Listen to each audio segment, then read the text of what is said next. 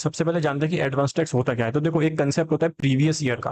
Previous year में क्या होता है कि हम वह ईयर होता है जिसमें हम क्या करते हैं, अपनी इनकम को अर्न करते हैं। मतलब वो ईयर जिसमें हम क्या करते हैं, अपनी इनकम अर्न करते हैं, उसको हम प्रीवियस ईयर बोलते हैं। जैसे कि प्रीवियस ईयर 24-25। फिर एक होता है असेसमेंट ईयर, मतलब वह ईयर जिसमें जो भी इनकम हमने प्रीवियस ईयर में कमाई थी, उस प्रीवियस ईयर की इनकम पे हमें टैक्स पे करना पड़ता है, तो उसको हम बोलते हैं असेसमेंट ईयर। ठीक है, तो प्रीवियस ईयर में इनकम कमाओ, असेसमेंट ईयर में क्या कर दो, टैक्स पे कर दो, जिसको हम बोलते हैं जैसे कि असेसमेंट ईयर 25-26। तो बताओ जनरल रूल क्या होता है। जनरल रूल ये होता है कि जो भी हमने इनकम अर्न की है किसमें, प्रीवियस ईयर में, जैसे कि 24-25 में, तो उसका हम टैक्स पे करना पड़ता है हमें कब, असेसमेंट ईयर, मतलब कि असेसमेंट ईयर 25-26 में। तो प्रीवियस ईयर में इनकम अर्न करो और असेसमेंट ईयर में उसमें क्या कर दो, टैक्स पे कर दो, इसको बोलते हैं जनरल रूल।